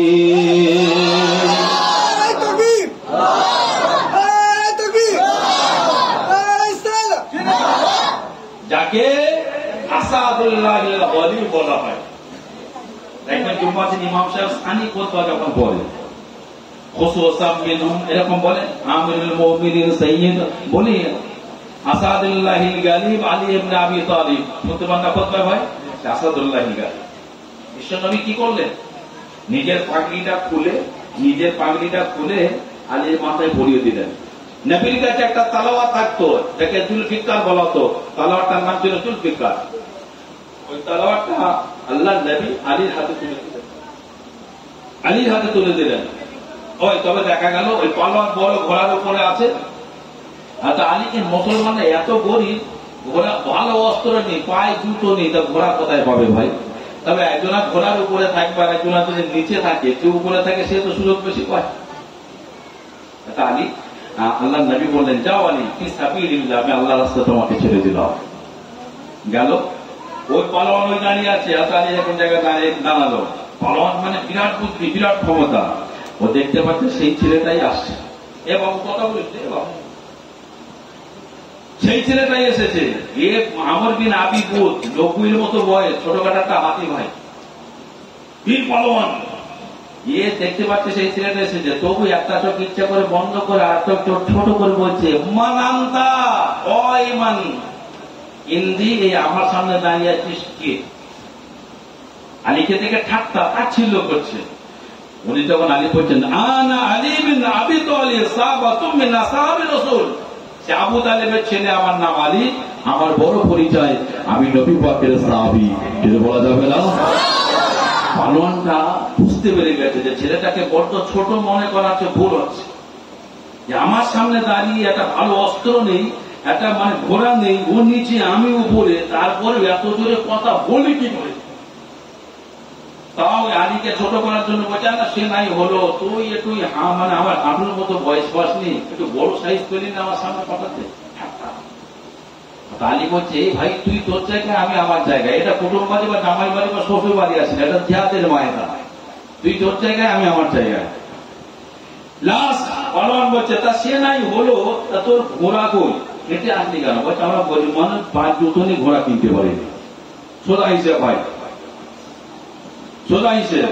আপনারা 3টে ভাইরা ভাই, আপনার বাইক নেই, সাইকেলে করে গেছেন, দেখছেন শ্বশুর শাশুড়ি পাত্তা দেয় না, জীবন আসসালামু আলাইকুম শ্বশুর বাড়ি বলে বেরিয়ে আসা হয়, ঠিক কিনা বলুন? আমার সাইকেল, এটাই আমার গর্ব, ঠিক কিনা বলুন? কেন এটা আমার ওই টাকায় দিক ওদিক করে কেনা আমার বাইক না।